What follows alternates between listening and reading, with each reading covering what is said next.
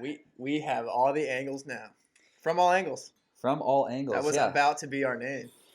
Was that one of them? Yeah. From all angles? I can't remember, dude. We had, oh my gosh, dude. We had lists on names. Fun fact, on my OneNote where I organize all our episodes and the notes for each episode, the name of the notebook is still the podcast dash from all angles. Because that's what we initially came up with. I just haven't changed it. The podcast. It's just a file cabinet at the end of the day. That's what OneNote is. It's a file cabinet. Doesn't matter what the title on it is. Man, what else? What else did we have? We had some other names. We had like, what was it, like 2 guys in a mic trying to take a rip off 2 men in a truck? Yeah. Like 2 guys in a mic. I'd have to go through my notes. I'm sure I have plenty more still. Like we had 360 something, like all encompass, like view, shit like that. Because we're like, oh man, we're gonna talk about a little bit of everything. We're gonna be better than Rogan, and here we are. Yeah, lesson learned. Just don't think too much about the name. Just jump right into it. Yeah, just focus on the product, dude. The sexy shit'll come. That's one thing with like, and you might have experienced this too. I know you're kind of doing your forms and PowerPoints and stuff for your business, but like for me, maybe I'll send someone a PDF, but like a lot of times my coaching stuff, I'll just send it in an email. Yeah. And our main coach and mentor in our nutrition group, I asked him one time, I was like, hey man, like what kind of forms do you think? He's like, dude, focus on the wrong shit. He's like, that's not what's getting sales in the door. It's like, get sales, focus on the sexy shit later or none at all. And he was like, dude, I started out doing emails for years. All I did was send emails. Yeah. That was their plan. It was in an email. I was like, huh. All right, the more you know. That's the truest thing ever. Yeah. Just focus. Because like, yeah, you didn't start the business to create like fancy PDFs. No, like that, like, business cards, fuck all that shit. Like, yeah. Like, get sales and marketing. Yeah, that's like really good advice. Like, yeah, and I was like, oh man. And at first I was like, have I been doing everything wrong? It's like, no, just focus on what brings in business. Yeah. Like build the bank account. So, but yeah, then we settled on Off the Dome. Yeah. There were some nights I spent like an hour just like, oh, what kind of name? I'm like, no, what a waste. And what a good choice. Like there hasn't been a single day where I've second thought that name. Like no, same. I love it. Yeah. And other people love it. When they hear like, what's the name of your podcast? I'm like, Off the Dome Radio. They're like, oh, I like that. I'm like, fuck, hey, you like it? Yeah, because like, every time you tell someone, they like have to stop and think about it for a second, let it digest, and then they're like, oh yeah, that's so yeah. And I don't know, I like the mantra. It's just we're spitting it off the dome. Like just letting it rip. Yeah. But yeah, here we are. What, 167 episodes 167. later?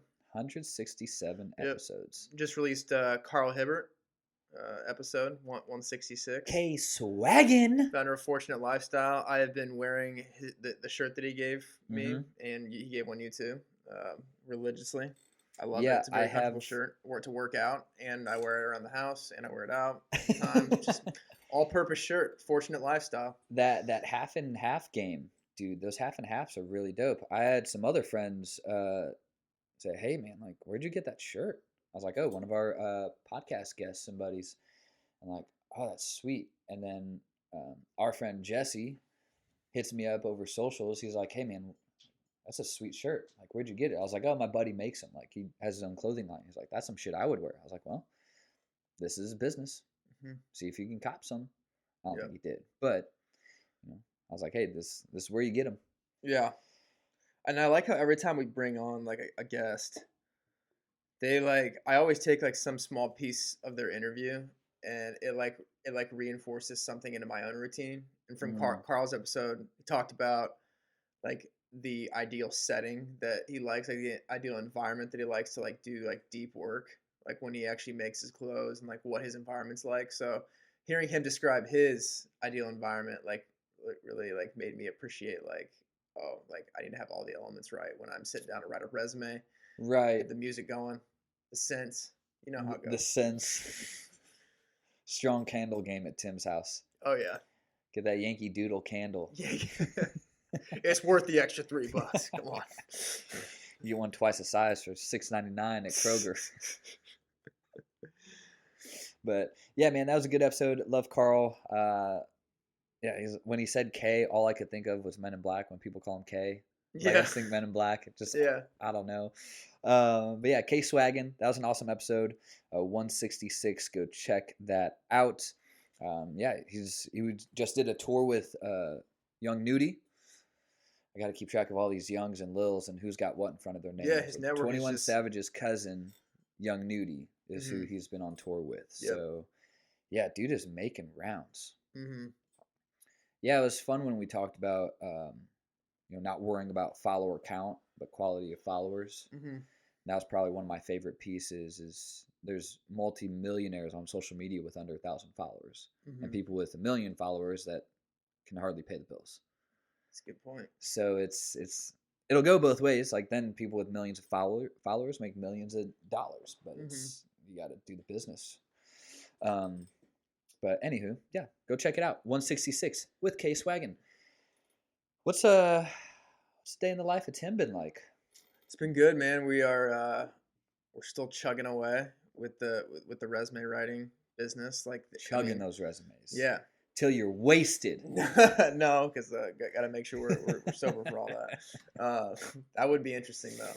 But yeah, I think things are going very well. I mean, I'm still maxed out on client list and continuing to refine my process and continue to keep on getting better. And that's my focus with every new client I bring on. Like, how can I really give 100% of my energy to this? How can I use this as another stepping stool to just be better at what I do? And yeah, reaching good milestones in terms of the number of people helped. And right now I'm at the point where I'm really, I mean, I know we kind of mentioned in the beginning of the episode, like focus on the fancy stuff later. I'm starting to focus on that fancy stuff, like career planning worksheets. I'm still refining that PowerPoint that I'm sending out to universities, still reaching out to universities to see if I can come speak at workshops. Yesterday, I sent an email to every business school in Tampa, Florida. Oh, that was creepy. That was really creepy. Door just randomly opened as the furnace kicked on. Yeah, no, but oh, dude, we're gonna die. Oh, we're dead. We're smoked. Yeah, what movie did I just watch, dude? I just watched I don't even remember what scary movie I watched, but yeah, no, things are going very well. I'm actually in the process of developing an ebook too that I want to put on my website and eventually get on Amazon about kind of like haven't decided the amount of chapters it's going to be, but like each chapter is going to be like a step in. I want to take someone who's stuck in a job that they're dissatisfied with and they're trying to get a job that they really want. So creating like an ebook, every step of the process for getting point A to point B, whether it's writing the resume.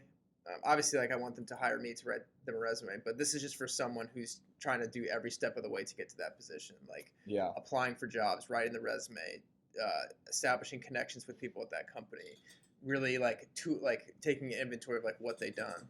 So I'm actually really excited about that. Well, I feel like you have the meat and potatoes of that book already done. Definitely, because right? I've done I've done it. Like, yeah, you've done that umpteen times. Yeah, like that's what you do every day. Yeah, to take people from what they don't like to what they do like. Right. So, I'm trying to think. Like, so are you thinking like a thinner book, like a paper, or you said ebook? Sorry. Ebook, yeah. Like how this long is gonna be completely digital. I would say anywhere between like 100 pages, 7 to 12 chapters. I'm not focusing on pages. I'm thinking I'm because I'm trying to like what do I want what I want this book's goal to be? Like, what solution do I want it to provide? And I know that it's to help people from point A to point B, stuck in a job, and then reverse engineer that into chapters, and not necessarily focus on like pages, but and just focusing like one chapter every 2 weeks. That's kind of my, I think, just hammer it out. And then my goal is to hire like a freelancer or hire someone else to kind of, once I write everything down, them to like pretty it up and make it in like a book format. And I'm trying to decide if I'm gonna proofread it myself, because like I can just plug it into Grammarly and like just like monitor it that way and like make sure it's like clear and concise. But I know I want to outsource the formatting, but I'm trying to decide if I want to outsource the proofreading. I think you do both. Yeah. Like your book writer will also proofread, but I think before and or after you send it, print it Mhm. and read it printed. I Mhm. think it's just I think there's a difference when you read something printed on paper rather than on the screen. Mhm. Because we're used to reading on a screen so much, but it's easy to miss stuff that Mhm. way.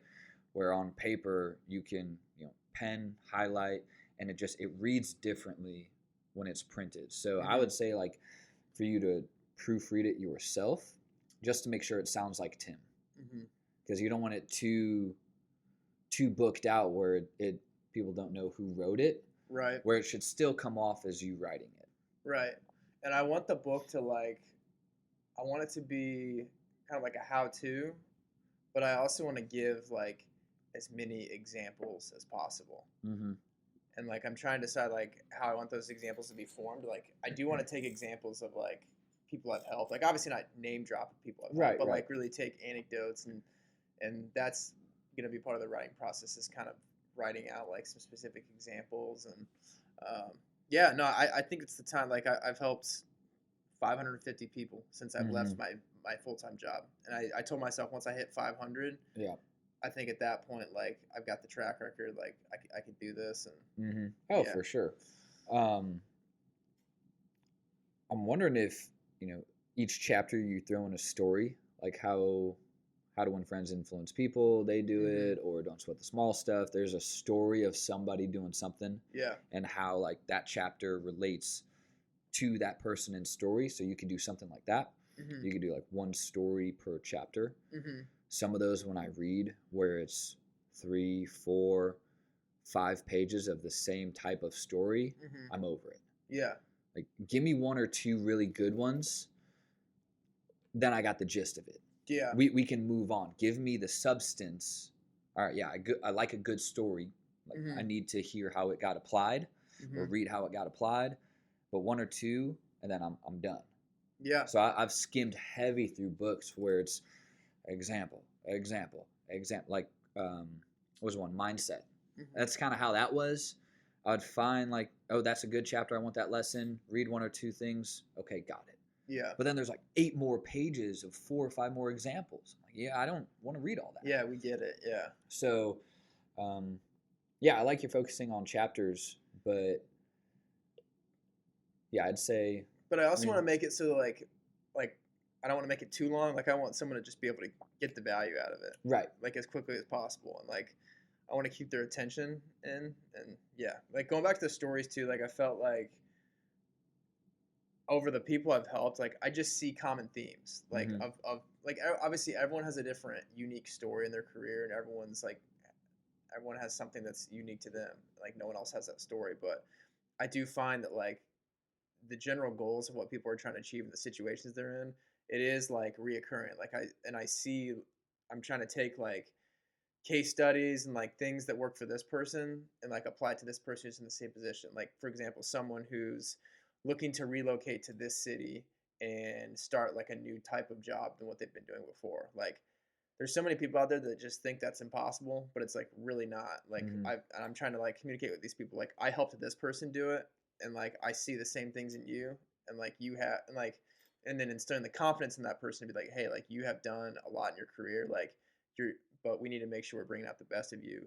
In not only in this resume, but also like in the job search process Mm-hmm. as you're like establishing relationships with people. So Yeah. that's kind of what I'm focusing on the book too. I like it, man. I really think that's a good idea. Um, what do you think the sweet spot is for? I know you don't want to focus on total pages, pages per chapter. What do I would you say like? What do you personally enjoy reading? I think pages per chapter, anywhere between 3 to 10 pages a chapter, I think would be good. Yeah, I could jive with that. Yeah, 5 to 10.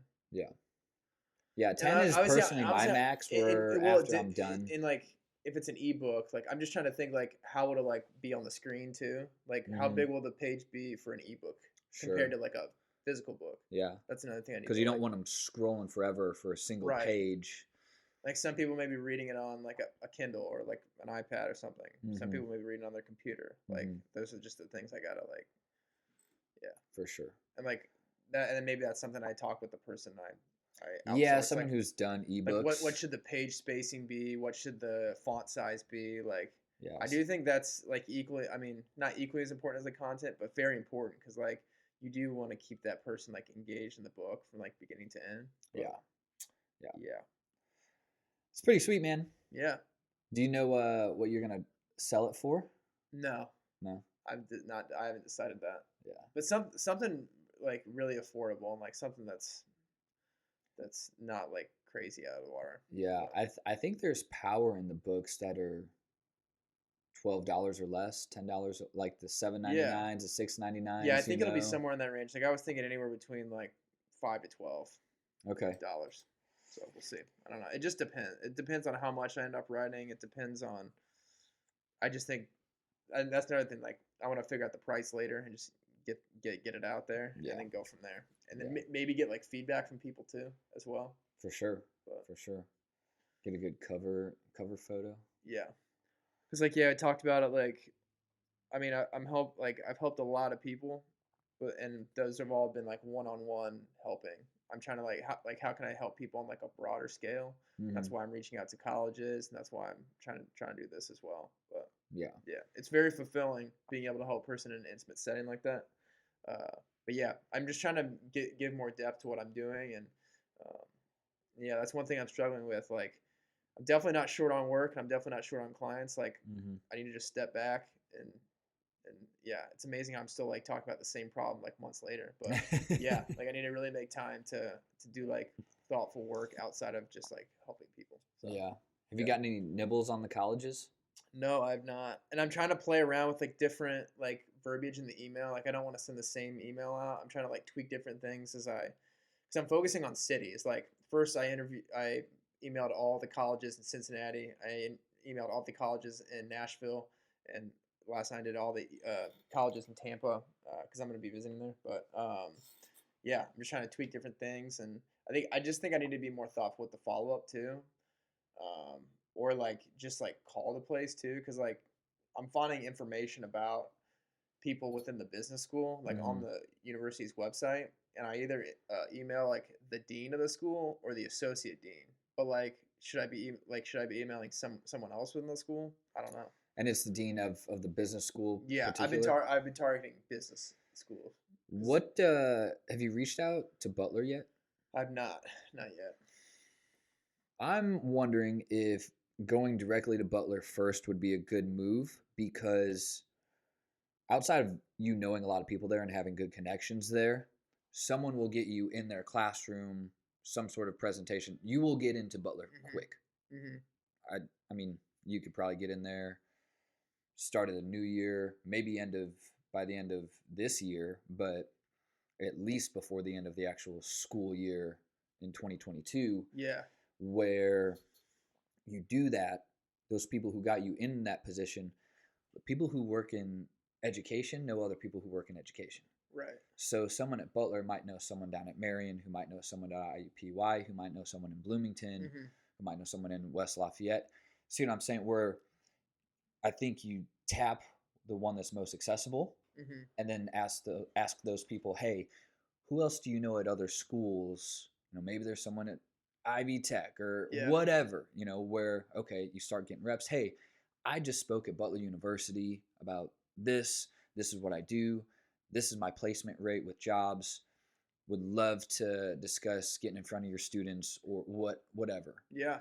No, But that's great. then you have, hey, let me connect you with so and so. Hey, my buddy, you know, I know this guy Tim. He does resume writing. He's going to reach out to you. Did a great presentation here for my class. A lot of value. Hmm. So that way people can vouch. You have a rep under your belt. And then I think there's weight to saying, hey, I just spoke at such and such university. Yeah. Yeah, I think that's the best way to do it because they're more likely to trust someone they already know, like Hmm. another faculty member. So yeah, maybe hit up Yeah. those deans, people in the career services, and not even to call it worst case scenario, but you know, at the end of the day, you can hit up someone like McKnight, and he'll put you in his classroom any day. Yeah. Yeah, what day you want to come in? Yeah. You know, so um, that's I don't know, just me thinking out loud. Yeah. No, But that's maybe good. you That's a start with really good thought. something Hmm. like that. Yeah.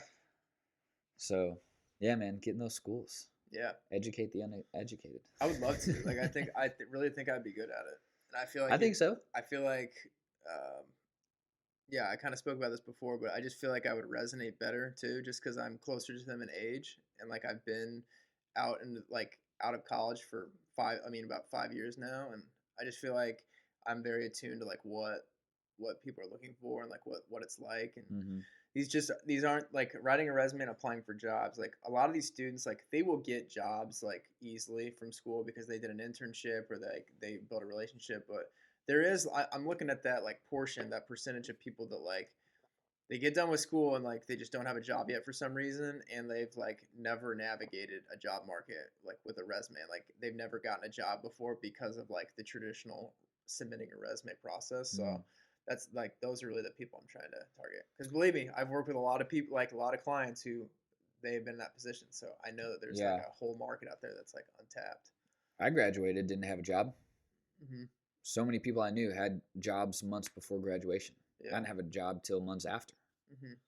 I was couch hopping and all my shit in my car. Yeah. Not a fun time, dude. Yeah. I bet not. Um, it is what it is. Eventually got a job, yeah, but yeah, I was one of those people. I didn't Hmm. have anything, and it's hard to find something when you're alone when you're in school and have no work experience. But when you're done with school and have nothing, it's tough. Hmm. It's a cold world.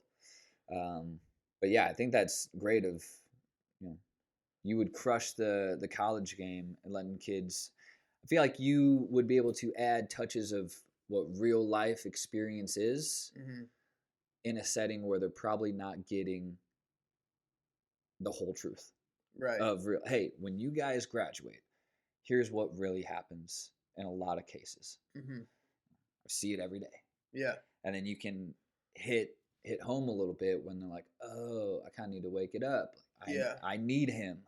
Yeah. So Yeah. And like really being able to sell yourself.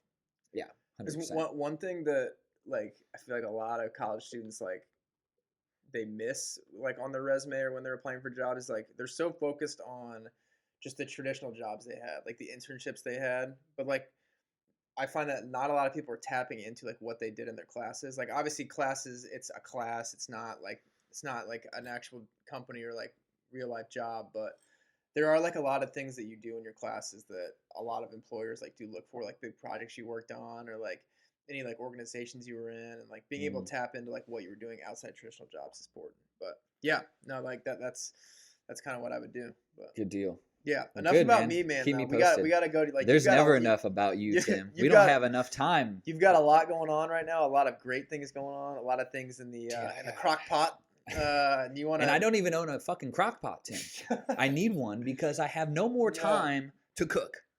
I need a private chef or a crock pot. I Bring think us up that to speed, I though, think the man. chef is the way to go. Yeah, dude, the business is my calendar just freaks me out some days because of how Yeah. back to back everything is, which is good. Um, got my patient base growing for my practice, so getting a lot more in rehab, nutrition, things like that. A lot of people going from rehab to now training with me, Hmm. and then dude, it's funny how many different packages I've had to create where someone's like, hey, what do you charge for this and that? Fuck, I don't know. Yeah. Wait, So so back up for a second. So you just moved to the muscle mobility clinic, right? so that's another location. Now I'm in two locations. Yeah. Okay. So yeah, my buddy Dr. Owens, Dr. Christopher Owens, best chiropractor in Indy, Facts. great human, was a Marine vet or combat Marine as well. He and I just got contracted out to work in a clinic called Muscle Mobility for sports performance. So they have massage therapy, personal training. Now we have chiropractic, rehab, nutrition, kind of everything under one roof. So we're there right now 2 days a week, like 8 to 2. Once that fills up, we'll add a third day, 8 to 2. The goal is to be there Monday through Friday, 8 to 2. He and I. And then when that's full, we are hoping to open a second location with them. So they want us to help them franchise that type of business. So we're there 2 days a week right now. We're in our office at the CrossFit gym the rest of the time. So it's nice being in a couple locations. We can Hmm. serve different client and patient bases. But Yeah, in the first week, like I checked, we already had, so they're doing our sales or our marketing for us, which is really nice. Obviously, they take a cut, rightfully so. Um, but first week we're seeing 5, 6 patients Hmm. within 2 days, which like might not sound like it's a lot, but in the grand scheme of just starting, okay, one day is already 3, 4 hours full back to back within the first week of being there, Hmm. which is really cool. But with this comes, the reality that I'm gonna have to back off some other things. So it's good. My schedule's filling up, upping business, but I see the writing on the wall that unfortunately, my coaching CrossFit classes is coming to a close Hmm. in the next couple months. And that's I'm sure that's a tough thing to It potentially give is. give up, right? Yeah, Yeah. I love that. Yeah, it's some nice extra side money, but I just really enjoy it, and it helps the gym out a lot. Like I coach the second amount of classes every month, Hmm. so I'll have that conversation probably in the next couple weeks. If I see it continuing to trend how it is schedule Hmm. wise, then I'll have that conversation with the owner and try to give her. My goal has always been to try to give close to 2 months heads up. Hmm. Like, hey, 2 months from now, I'll probably not be able to coach at all. I think Okay. 2 months is a good heads up. Try to Definitely. find some Yeah. coaches. I don't leave anyone high and dry. I'll still have my office there. I'll still work out there. You know, hopefully no love lost at all, but I know I help them with a lot of stuff. Hmm. So yeah, that's going to be bittersweet. Um, at the end of the day, I got to keep doing what I was put here to do. Yeah. And yes, I'm here to coach and train people, but my end all be all is not coaching classes. Yeah. Um, But yeah, this like next step and like this new influx that you're starting to feel like this is why you took the risk and mhm, bet on yourself. Like right. this was what you envisioned. So sometimes you got to make some sacrifices. Yeah, man. And like I knew it. I know I still try to do too much, but that's just the thing that's going to have to go. Yeah. It's unfortunate. It's going to sting on both ends. It'll be bittersweet.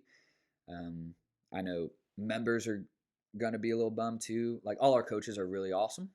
Like there's not a Hmm. bad coach in the house, but yeah, it's just progression in life, man. Hmm.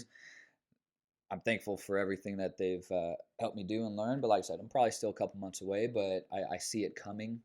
So that conversation is going to happen very soon to where I can give a couple months notice. Yeah. Um, but yeah, like I said, I'll still have the office there, but things are filling up. And what were you saying about people are like, oh, like do you do this? Like do you do this? Like are people asking like the people at the new place? Like in terms of like are they asking like the services you offer? Uh, Or you're trying to yes are you and trying to no. pivot at all? So how Doc and I are running it is pretty similar to how we ran it in the first chiropractic office we were at. Hmm. So the goal is we will each see 2 patients an hour, uh, each one 30 minutes. So, like the other day, we each had 2 new patients. So, in a perfect scenario, he would start with a new patient and then be with them for 30 minutes, give me the diagnosis. I would do my thing for 30 minutes. So, whether that's more myofascial work, hands on stuff, muscle tissue, things like that, or movement, breathing, corrective exercise. So I can do more hands-on and myofascial stuff with him in the same building because I'm not a licensed physical therapist, but with him in the building, I can operate under his license, Hmm. and I'm proficient in those skills, so it's very little liability for him. But people knew that he and I were coming, so people were already lined up, ready to sign up, which is great. But yeah, within those conversations do come up. Hey, what do you do? How'd you get started? Getting to know people. So tell them, hey, yeah, I do nutrition, I do rehab. That's kind of Hmm. my piece. Doc does all chiropractic. So we can really offer a good amount to their clients and patients, Good which is man. cool. But yeah, people ask, and it's funny. So someone was like, "Oh, so you're a physical therapist?" I was like, "No, not by license." Hmm. And then it's like, "Oh, well, so like, kind of what are you?" So I go through my whole, you know, Hmm. butler, my degree, went to Yeah. personal training, so my whole curvy way of getting here. But I don't mind people asking that, but it's fun when they find that out down the road after they've really seen and experienced what I can do for Hmm. them. Hmm. Then it's cool, like, oh, this dude didn't go to PT school, yet his chiropractor is putting them against anyone to help fix me. Yeah. So yeah, it's cool that people have that faith in me, but that came with me learning and practicing.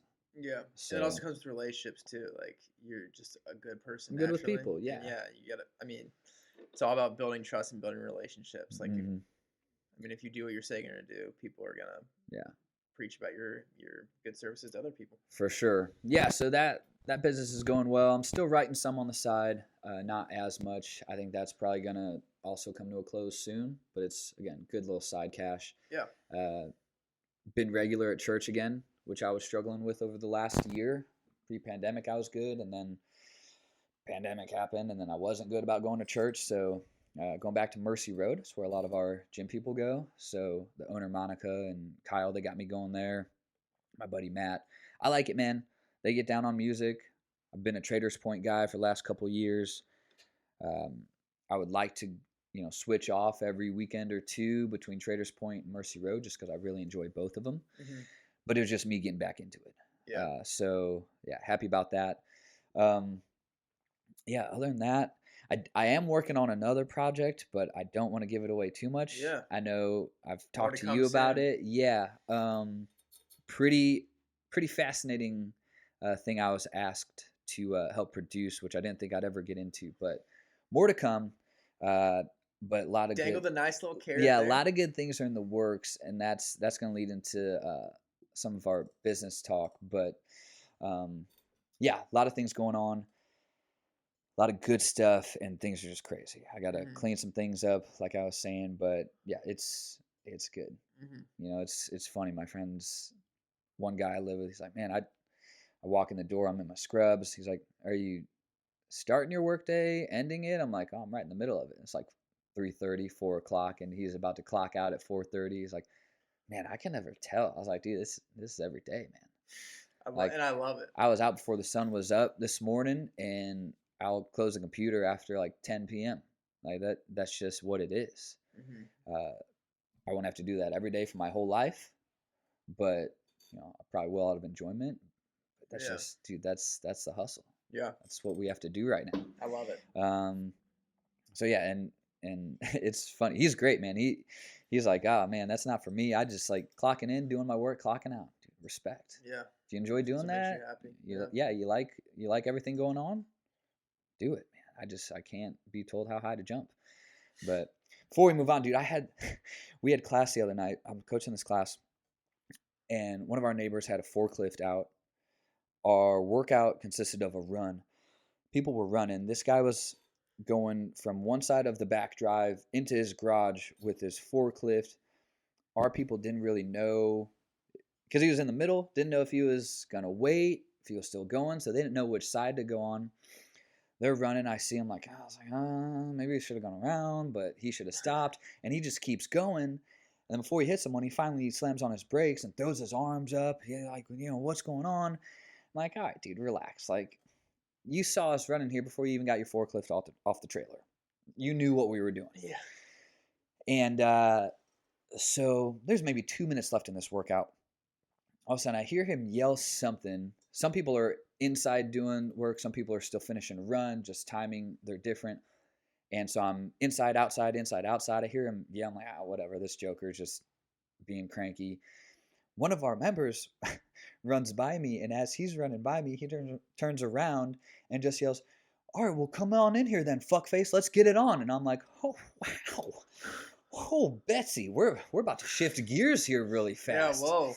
And so I turn around, and the dude like starts walking towards the garage door. It's like, but you come in here like uninvited. Now you're in someone else's house. But he like yells something and then just storms off. And so after the workout, we're all talking. He's like, man, I don't know. He was yelling, mad we ran or whatever.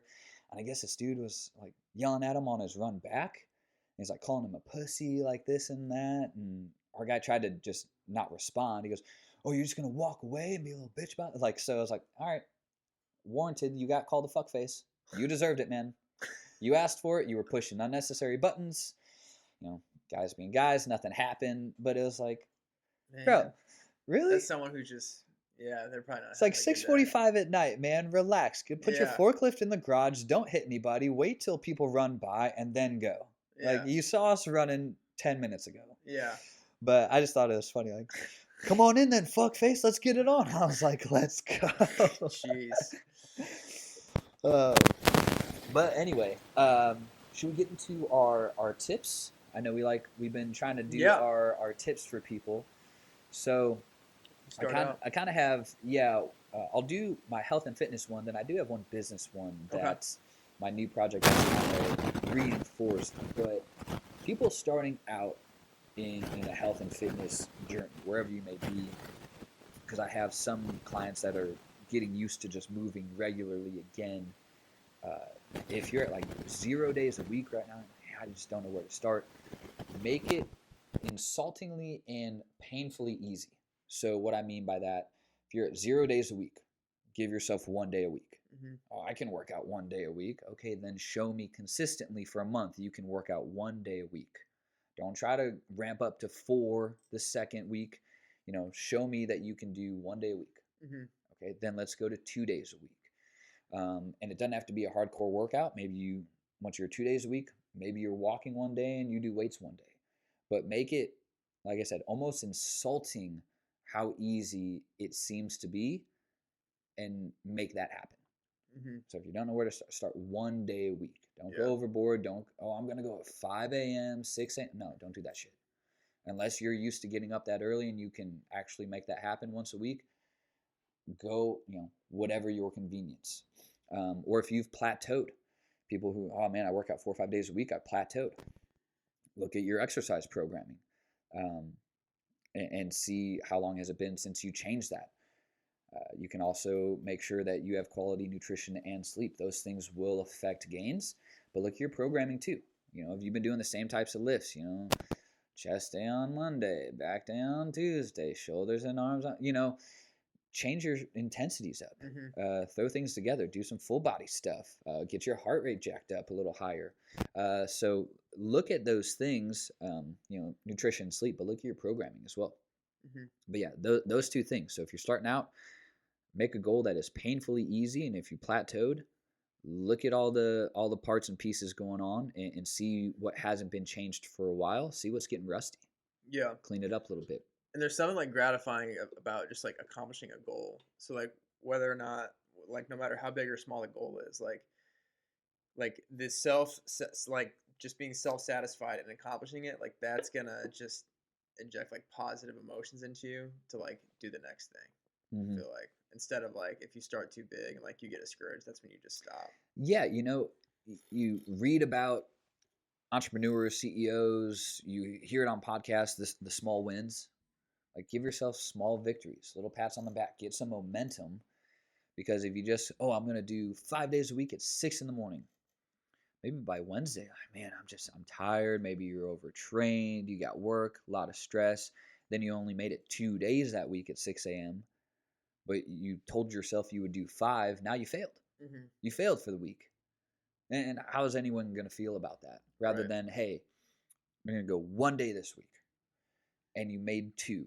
Wow, I made 2 days this week. I only had to make 1, but I made it twice this week. All right, that's a different conversation. That person's going to feel 180 different than getting 2 out of 5. Hmm. So make it painfully easy, like Yeah. almost insulting. Like I said, like, oh man, I can do at least 1 day a week. Then do at least 1 day a week. Yeah. Go from there. I like it. Yeah. So I need to start at 1 day a week, Tim. I've not been on my game. I know, man. No, I love it, man. I have to do it. The other day it was a late one for me, so like 7:30. Got to get it done. Yeah. That's the only time I had in the whole day to work out. So Do you have a time of the day that you have the most energy to work out, or do you find that you have your best workouts at a certain time? I prefer to not go later than taking the 4:30 class, Hmm. or I like 2 or 3 o'clock. I like that afternoon. Okay. Yeah, I was a morning guy for a while. My body just moves better, and when I've been moving for a while. Yeah. Yeah, so that 2 or 3 is kind of like my sweet spot. Hmm. But yeah, that early to mid afternoon, I Nice. prefer. I'll do a night one. Like I said, if just time doesn't permit me to do it until later at night, I'll do it. or if it's just got to clear my head late at night, I'll just go late at night, Yeah. do something light. So yeah, but I prefer the afternoon. Gotcha. Yeah. Are you an anytime kind of guy? Yeah, but I would say like lately, like the 11 a.m. to like 12:30 Mm, p.m. Like that has been like my sweet spot in terms of like my best workouts lately. okay. I usually go like anywhere between 4 and 7 is usually when I go.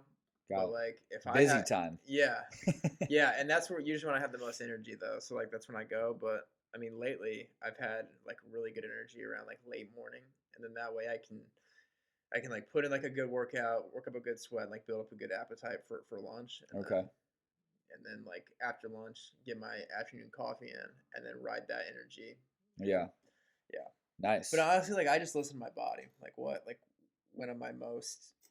I mean, it doesn't take that long for me to just go to the gym and get a workout in, and then I can pair that with just working Yeah. somewhere nearby, like maximize my time. But Yeah. yeah, That's nice. I try to listen to my body as much as I can. Nice. Mhm. Yeah, that's the biggest thing, dude. Listen to what it tells you. Like, yeah, some days you'll have to push through it being sore Yeah, or oh, I'm a little tired.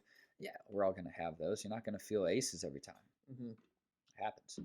Um, Sometimes it's very frustrating when that happens and you want to go 100. It's like, man, I just don't have it in the tank today. right. It is what it is. But yeah, listen to your body for sure. Oh yeah, And I know you're good about doing that. You're yeah. pretty in tune. Try to. Mhm. What kind of tips you got for us, Tim? Yeah. So for my career tips Give us today, just the tip. yeah, yeah. So for my career tips today, Slide uh, it right on in there. yeah, I'm gonna talk about sliding to LinkedIn. You know, so, You're uh, sliding that link in there. yeah, it's like part of the services that I provide is like LinkedIn profile optimization, and that's what like a lot of people. I think I was doing some research. There's over 400 million people that are like actively using LinkedIn. It's a big place for like recruiters and jobs to find candidates, and oftentimes I tell everyone I work with this, like there may be times where a recruiter, a headhunter, someone who's like looking for a candidate, they may come across your profile on LinkedIn Hmm. and they may have never seen your resume before, and this is the first time they're ever learning about you. So I think it's good to have some type of consistency between all the information you have in your resume and all the information that you have on your LinkedIn profile. It's kind of funny, like people make the joke, like, oh, like LinkedIn is becoming Facebook. Everyone's sharing stuff on LinkedIn that they used to share on Facebook, and like there is truth to that, and like you can use that to your advantage because like a lot of employers like they look for what you are on social media and online, and like LinkedIn is like the first place to go. They Hmm. go so Okay. like that's where that's why like I offer that service, and that's why I think it's important to talk about this today. And like there's like I'm gonna talk about like 5 steps that you can like do immediately to upgrade your LinkedIn profile, and it takes like less than an hour, like half hour to an hour. And the first thing is like upgrading your headline. Like a lot of people they like to keep it formal and put like job title at this company, but I think it's good to I mean, it's completely okay to make your headline on your LinkedIn profile more than just a job title. And when you kind of develop it, think about your most redeeming qualities. Like what's unique about you that makes you who you are. And then another thing to put into your profile is like how do you help others? So if like you can take your headline and describe yourself in like a unique adjective that like is makes you who you are, do that, but then also somehow work in like how do you help people? Like instead of saying like sales representative at this company, like what solution do you provide? Like how do you help other people? How do you make other people's lives easier? So that's what you do with the headline. And then your skills section, like your skills section, your profile, you get up to 50 skills to add to your profile. You get a max of 50. So It's a lot of I, skills. I think it's good to use every single one of those. And a lot of times when you apply for a job on LinkedIn, and a lot of times when recruiters like search for profiles on LinkedIn or search for candidates, they will type something into the search box, and just like you type something into Google and the websites come up, profiles will come up on LinkedIn for recruiters that search that. And a big part of like how you rank in those search results is the skills you have on your profile. Mm. So that's what drives recruiters to your profile, and that's what you should also do. So headline, skills section, and then recommendations as well. So people are like very mm, they're not as inclined to like ask people for recommendations, but it's very normal and it's very like beneficial to ask people for a recommendation for a profile. Mm. Like you can talk about how good you are about doing something, but it means a lot more when other people like to speak about you. So how you like reach out to someone on LinkedIn is just be like, hey, like I'm really trying to make my profile the best it can be. And I feel like a recommendation or like a quick 2 to 3 sentence statement from you will help my profile just be that much better. So find people who you've worked on a project with before, find people who are like who have like the similar goals as you, someone who's in your professional network that you're have a close relationship with, and ask them. And like I think you'd be surprised at how many people will actually do that for you.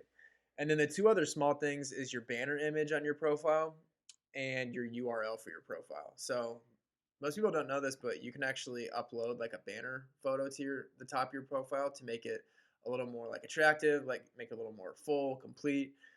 And there's a bunch of different places where you can get free like banner photos from. Like Canva is a great Mm. place to get banner Yeah, photos love from. Canva. Yeah, you can get a free account on there. Unsplash is a great place to get free photos. Also love Yeah. Unsplash. So upload the banner image, and then you can also customize your URL for your profile. So like they'll say like linkedin.com slash, and then it'll say like your name and then a bunch of like random like letters and numbers after it.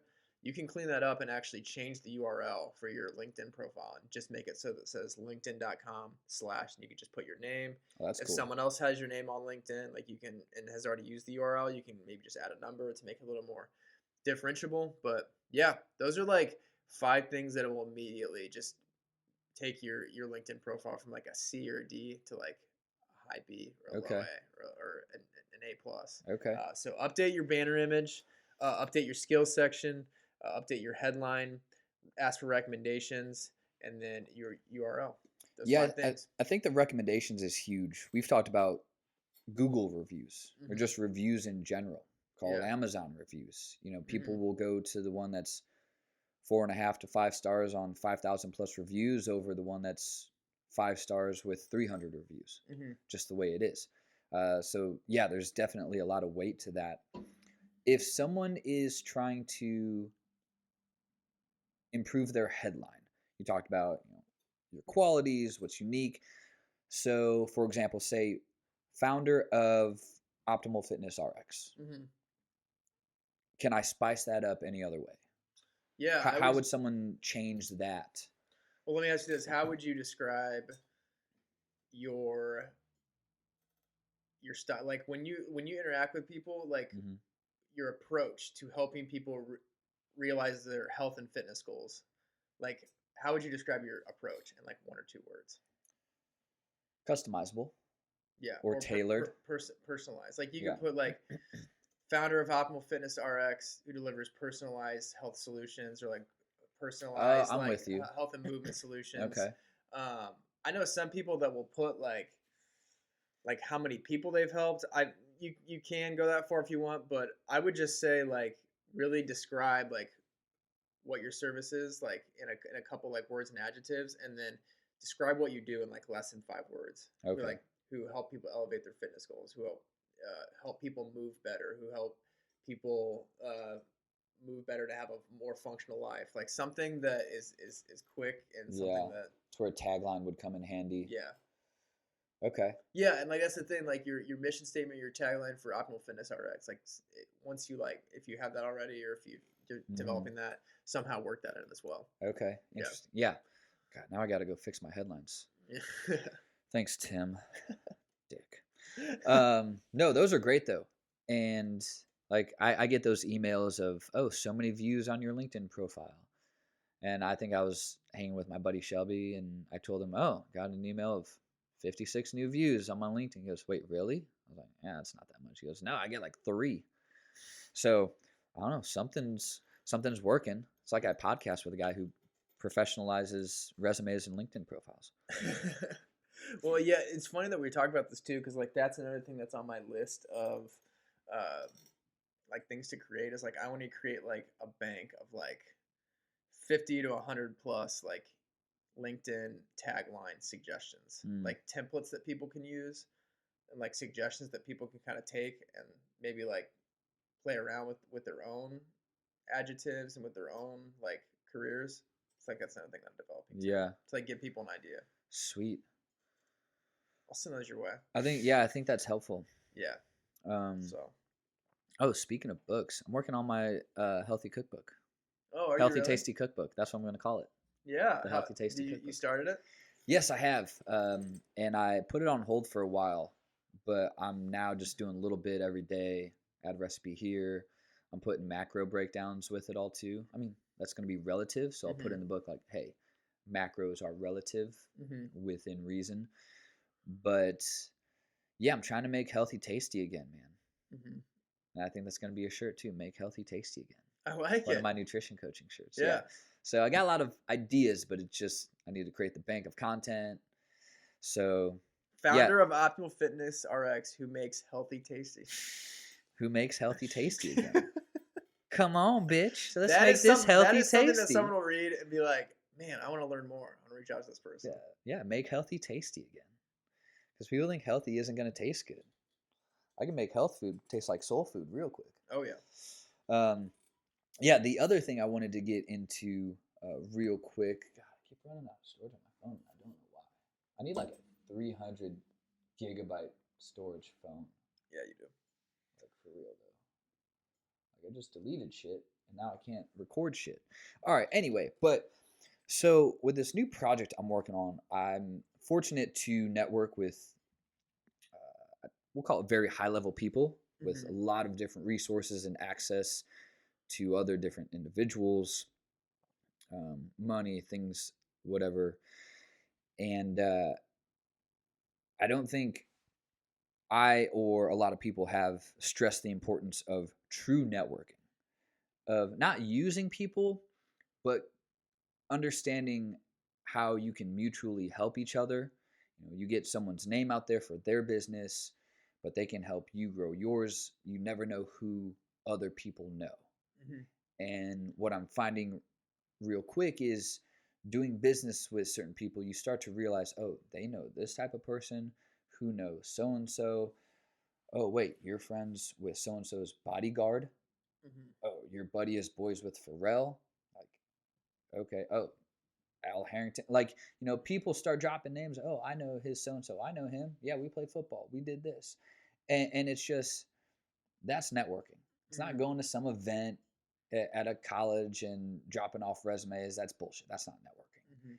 Networking is going out with people, having meetings and lunches or podcasts, and it's just, hey, learning what people are really about, and then they can help you. You can help them, and it's not like using people, but navigating people on how you can access certain resources. Yeah. And it's chess, and it's figuring out, yeah, those people that you need to surround yourself with. Some are short term, some are longer term, Mhm. but I it's like it. yeah, I think we're heavily undervaluing And being like true networking. the orchestrator behind someone else's like connection. Like Yeah, if when you, you connect people. yeah, Yeah, like being the third party that like recognizes a need from person A, and then you see someone that needs something person B, yeah, and you sense that connection, and then you do what you can to connect them. yeah.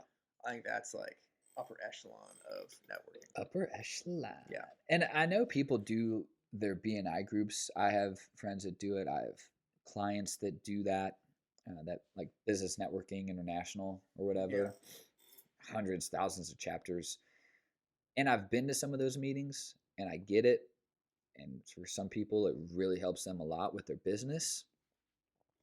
Part of me just thinks it's almost too formal. Like I met Mhm. with one person I met there for coffee outside of the group, and I'm not part of a chapter or anything, but I just don't think that's for me. But I don't know. There's just so much more still to networking than an hour a week, Mhm. like an hour lunch a week. It's just you need to be doing more than that. You got to be in there with people. You know, like I said, going to meetings, having drinks, going to get meals, whatever it is. You just got to heavily learn what those people are doing and who they know. Mhm. Like I said, Yeah. not everyone's long term. Some relationships are shorter term. Mhm. You guys get each other to a certain place, and it's like, all right, call you if I need you type of deal. Mhm. But we are vastly undervaluing true networking. Yeah. I agree. I appreciate you highlighting that. Yeah, yeah.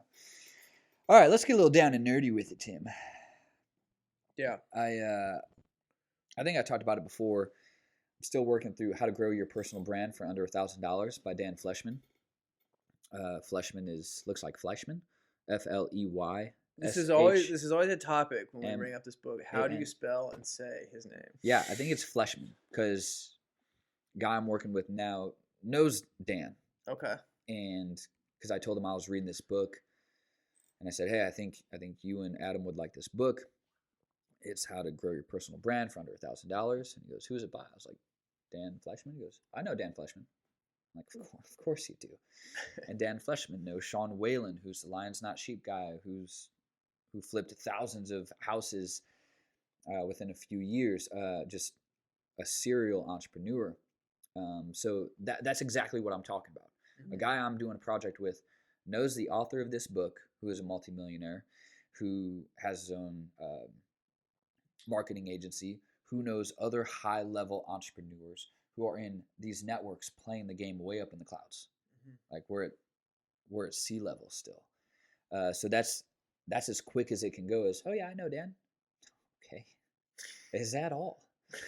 So it's one of those. All right, say we get him on the show, then he really likes the show. He tells his friend so and so, hey man, I got these guys, like they're doing something way different. They're doing this great project. I think you all should connect. That's all it takes. We have to do our job and hammer it and show that we're the real deal, and then we just get passed around. And that's exactly how that kind of thing happens. But enough about that. What he talks about in one of the things to grow your brand is using charitable events. So he uses events all the time. He talks about, when you're first starting out, numbers you should shoot for in terms of attendance, speakers, how to sometimes use leverage if you can, like, oh, so-and-so is going to be speaking as well. Make sure you're getting pictures with these speakers. You're connecting people with them. And he goes, you are running the show. You're making sure everyone else is talking, having a good time, have exact times that speakers are done by. Mm-hmm. Don't let someone roll over. I think he said the sweet spot is no more than 3 hours. He does them on weekday nights so that you don't take someone's weekend, but it's concise. People know what they're going to have.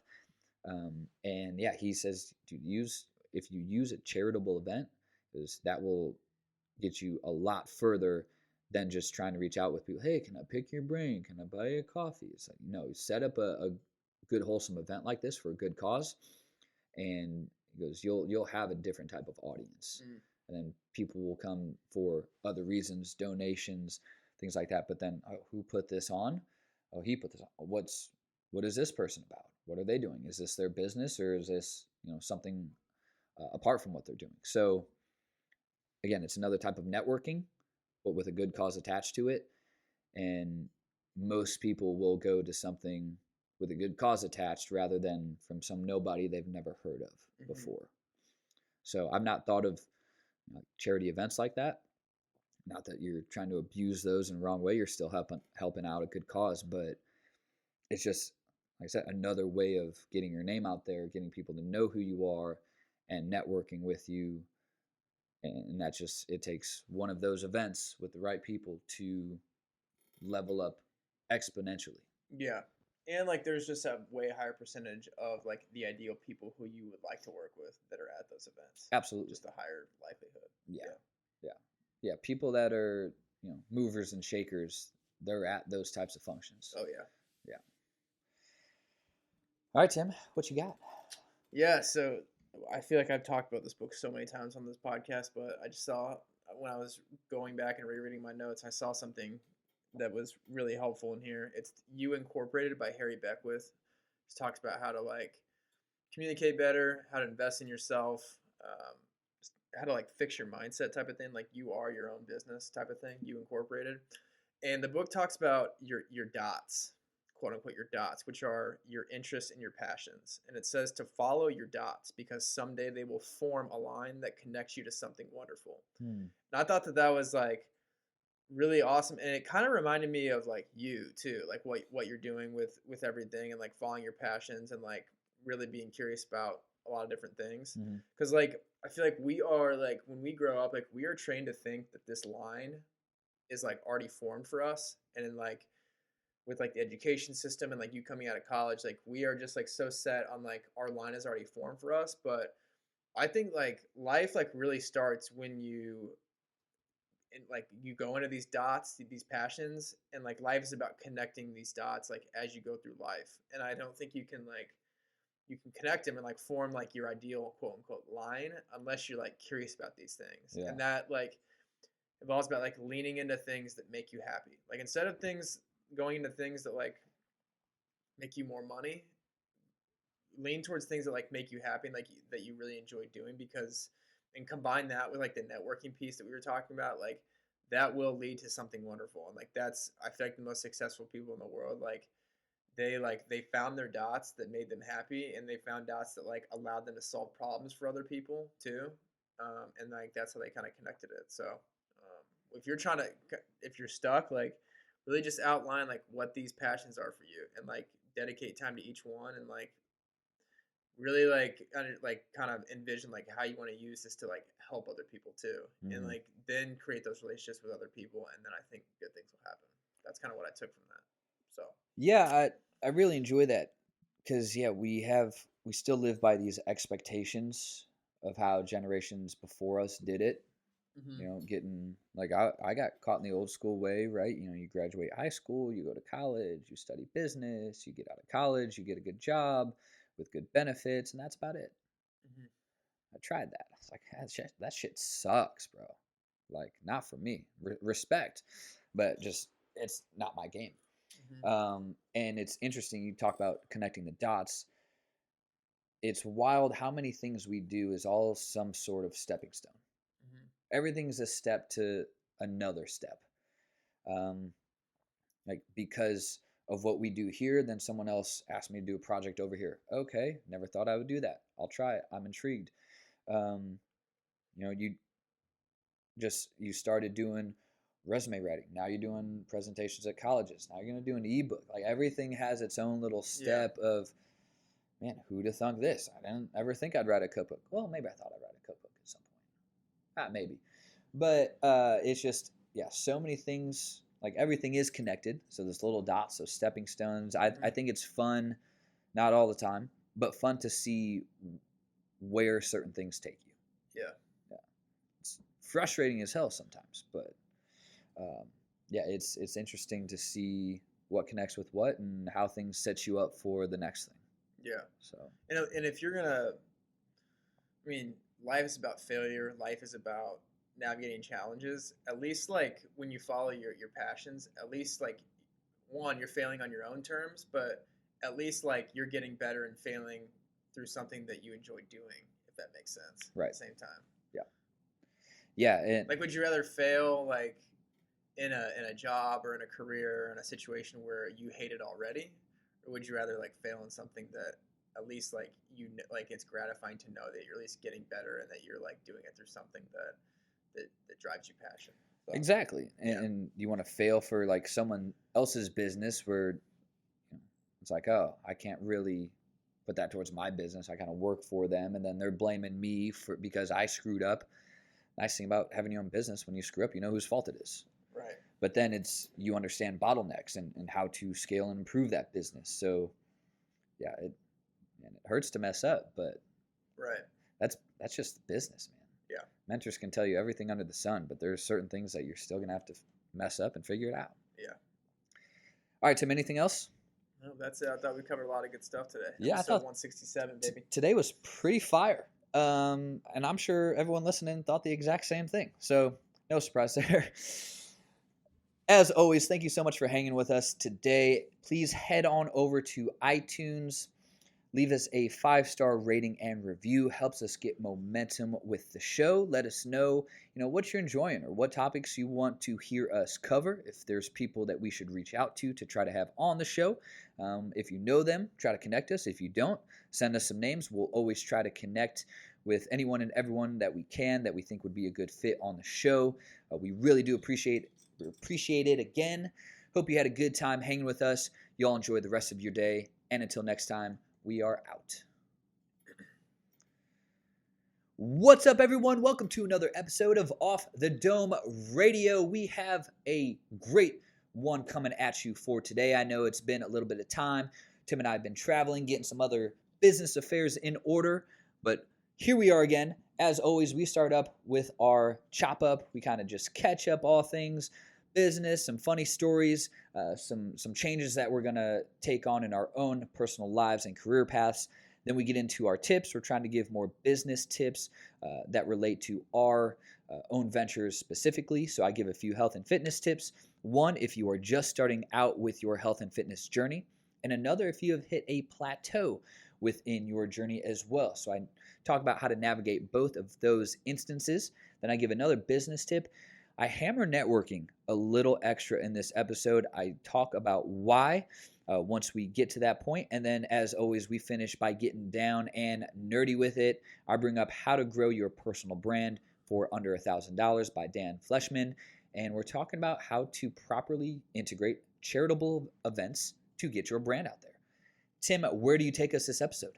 Yeah, I enjoyed this episode. A lot of good updates for both of us. I give a quick update on a new project that I'm working on within my business. I'm really excited about that. I think it's going to be, it's something that I've been planning to do for a while, and I'm excited to share that with you guys. And then I'm also going to talk about 5 things that you can do to instantly upgrade your LinkedIn profile. For those people that are on the job hunt, or for those people that are just kind of brush up their personal brand. Like, I give you 5 actionable things that take 30 minutes to do that can really upgrade your LinkedIn profile instantly. And these 5 things I do for everybody that I work with as well. So I'm excited to share those with you as well. And then with Book Talk, I talk about You Incorporated by Harry Beckwith.